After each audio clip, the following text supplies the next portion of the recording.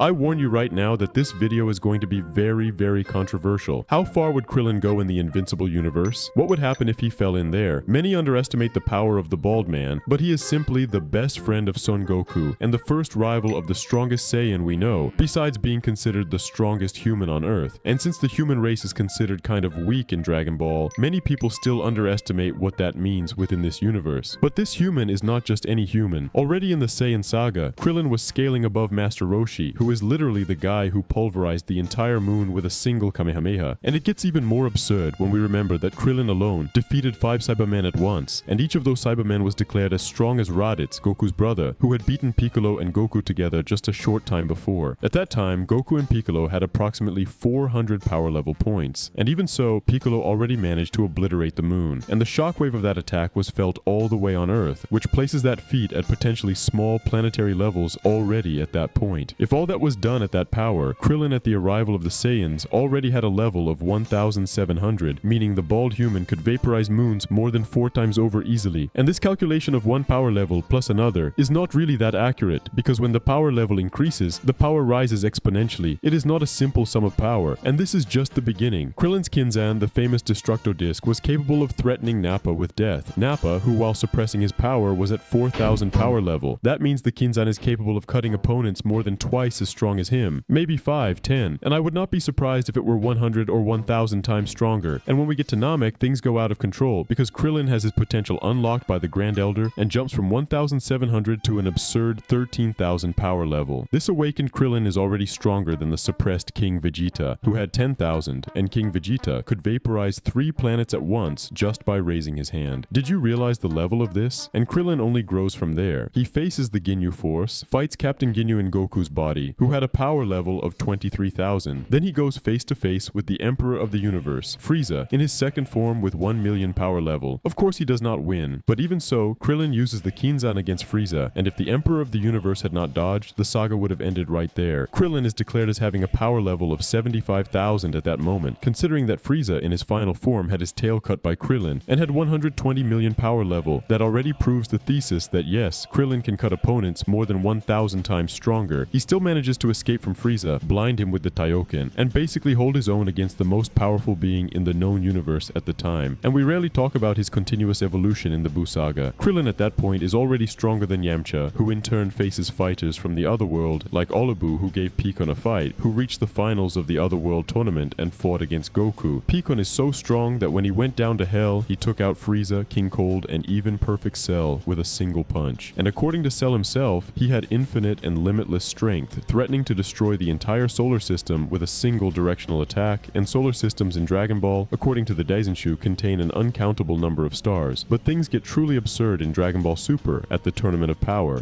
Krillin trains, faces Goku in a warm-up fight, and manages to catch Goku, the guy with the highest combat IQ in the franchise, completely off guard, forcing him to use Super Saiyan to avoid being knocked out of the ring. The same Goku who arcs before was threatening to destroy Universe 7 with his fists, and the macrocosm of Universe 7 houses infinite realms and an afterlife described as a transcendental realm beyond the dimensionality of the living world, where concepts of space and time do not even exist. Of course, Goku was holding back, but Krillin's potential cannot be denied. He also defeats Gohan in a base form fight using Taiyoken 100 times, beats Shosa from Universe 4 together with Android 18, and in the movie Superhero, he helps Orange Piccolo hold off Cell Max, knowing that the Gammas were declared as strong as Goku and Vegeta after the Granola arc, and it is exactly this Krillin, this human who trains with gods, that is going to be thrown into the Invincible universe. How far would he realistically get against Mark Grayson, Omni-Man, Conquest, and Thragg? Get ready, because the answer is going to surprise a lot of people.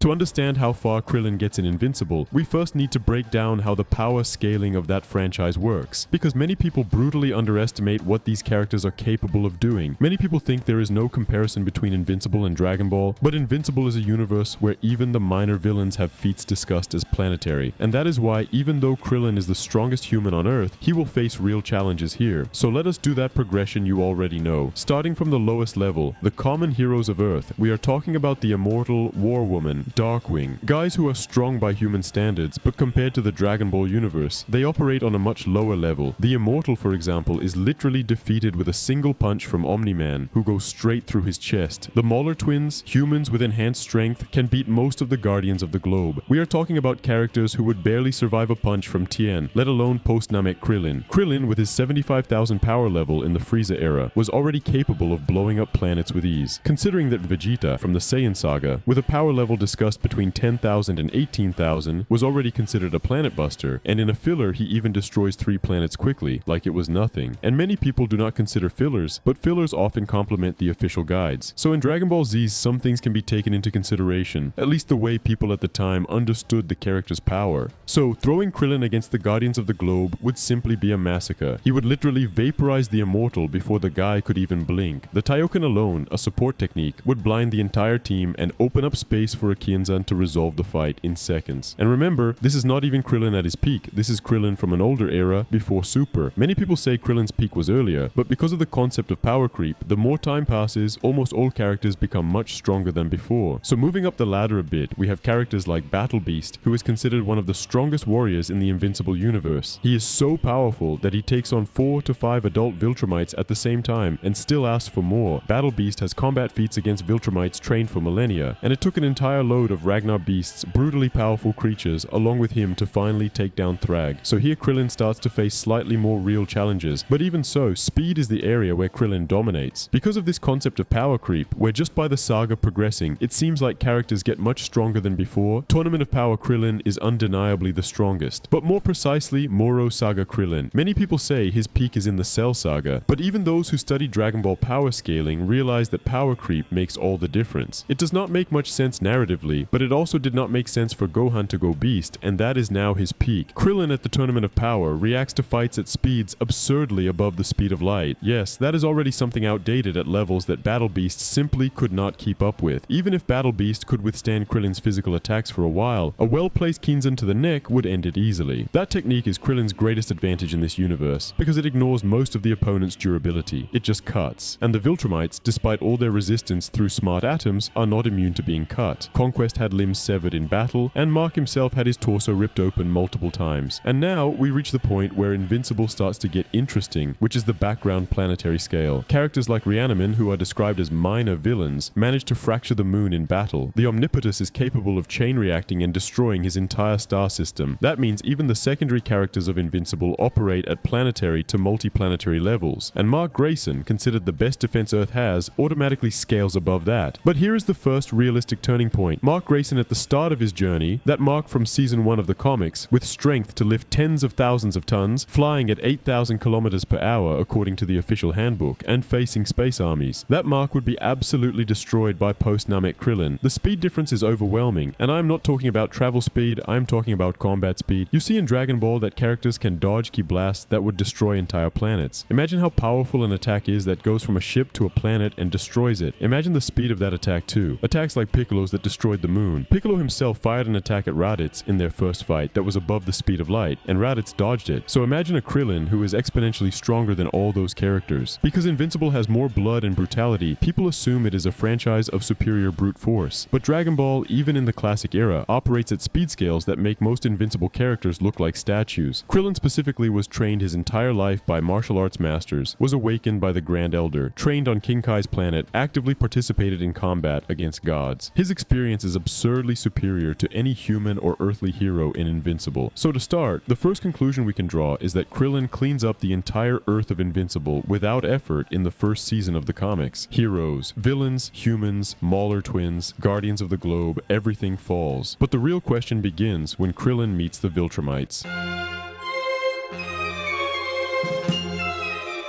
Here is where the real test for Krillin finally begins. The Viltrumites are the most feared race in the Invincible universe, possessing capabilities that not even the strongest beings in Dragon Ball have. They are capable of traveling between galaxies with a single breath of air, surviving in the vacuum of space, withstanding temperatures close to the surface of a star. Their biology features the famous smart atoms, particles that add mass and energy from the environment to the body, granting absurd durability and accelerated healing. They are immune to most bacteria, viruses, intense radiation, and nanobots. In other words, they are nearly indestructible by the standards of their own franchise. But let us put this in perspective. Omni-Man, considered one of the strongest of his generation, traveled from Earth to a cluster of galaxies 65 million light years away in a single week. That gives a speed of approximately 3.3 billion times the speed of light in travel. But in combat, according to the official handbook, they operate at much lower speeds, and this is visible, although they can adjust their speed when needed. Apparently they are concerned about destroying the planet. Alan, an alien whose function is literally to travel between galaxies and report back, was declared as having combat reflexes proportional to his travel speed, which places the most experienced Viltrumites at a reaction level massively above the speed of light, just like practically every Dragon Ball character from Dragon Ball Z onward. And now comes the crucial point. Tournament of Power Krillin is not merely a character with light speed, fighting side by side with Goku, Vegeta, Hit, Jiren, and others who operate at speeds that scale from infinite to irrelevant, depending on which argument you want to accept. Even being the weakest on the Universe 7 team, he still operates on a speed scale that makes the Viltrumites look practically frozen in comparison when we look at an actual battle. Krillin against an average Viltrumite like Anissa or the 3 soldiers who came after Omni-Man would be a fight with a real durability difference. Krillin does not have smart atoms. He cannot regenerate deep cuts out of nowhere. The problem from the Viltrumites' point of view is that they would never land a punch. Krillin's feats are above. He has the Taiyoken that blinds instantly, the Kienzan that cuts, aerial mobility, and tactical teleportation via instant transmission, if we consider that he learned it, which is debatable, but even without that, his base speed would already be enough. And in a fight against an average Viltrumite, Krillin blinds the opponent with Taiyoken and finishes with a Kienzan to the neck. Game over. The Viltrumites do have high durability, but they are not immune to decapitation. Conquest, one of the oldest and most brutal Viltrumites, had limbs torn off in battle. We have already seen Thragg cutting beings to pieces, so decapitation works, and Krillin's Kienzan is specifically a technique that ignores brute durability in exchange for concentrated cutting power. Moving up the ladder, we reach Conquest. This is a Viltrumite with thousands of years of combat experience, considered one of the most brutal warriors of the Empire. He almost killed Mark and Eve in direct combat. Mark needed a later fight where he was already stronger to finally defeat him. Here, Krillin still holds the speed advantage, but Conquest has experience in prolonged combat and the ability to absorb damage and keep fighting. Even so, Krillin's speed advantage is far too great. Him bombarding Conquest with Kienzans from a distance, all guided, using Taiyoken as a control tool. I cannot see any path to victory for Conquest.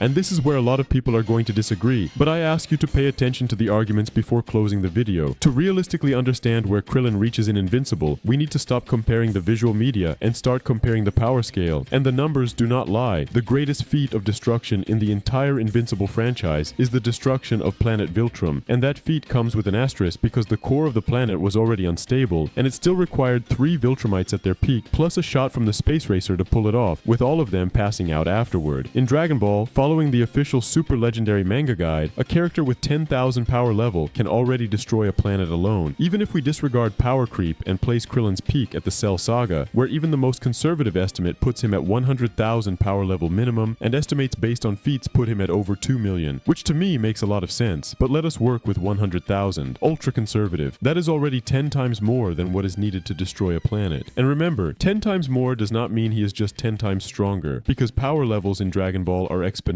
and Mark, Omni-Man, and Thragg together barely managed to destroy a planet under special conditions, so the scale would not be similar, it would be very disproportionate. So let us talk about the argument that is going to confuse people the most in this video, in my opinion, which is speed. Invincible fans love to say that Omni-Man travels at 30 million times the speed of light. Some even cite 3.3 billion. The problem is that travel speed in a vacuum is not combat speed. That is just basic physics. In a vacuum, there is no air resistance, and the Viltrumites also have a specific ability to use the vacuum to accelerate. But in atmospheric combat, Omni-Man takes damage from the Immortal, takes damage from War Woman, and has real difficulty against sonic members of the Guardians of the Globe. That places his combat speed realistically as maybe supersonic, maybe massively supersonic at some peaks, but not relativistic or light speed. Dragon Ball is the opposite. In chapter 130 of the classic manga, Goku with 180 power level already surpassed Tien's Taiyoken, which is literally sunlight traveling at the speed of light, and the power growth in Dragon Ball is exponential, not linear. Even if Goku reacted before Tien's attack, imagine how many characters evolved after that. When Piccolo destroyed the moon with less than 400 power, the attack traveled from Earth to the moon in seconds, which places that technique also above the speed of light in classic Dragon Ball. Cell Saga Krillin has at minimum 200 times that power, actually exponentially stronger than that, so there is also a massive speed gap. And here comes the most devastating argument of all, durability. In Dragon Ball, when a character is much stronger than another, the weaker one's attack simply does not deal damage. Super Saiyan God Vegeta punched Broly straight in the face and Broly did not even flinch. Krillin at his peak, being at minimum 10 times stronger than Saiyan Saga Vegeta, who fought on Earth, simply would not take damage from Mark, Omni-Man, or Thragg. They would punch him and it would be like hitting a wall. The Viltrumites operate at planetary scale at most, and Krillin is on a scale far above that. Add to that the variety of techniques, the use of Ki and the Kienzan. Considering that the Viltrumites depend on sight and Krillin can sense Ki, it would just be a matter of putting a Taiyoken in their face and opening the window for a Kienzan.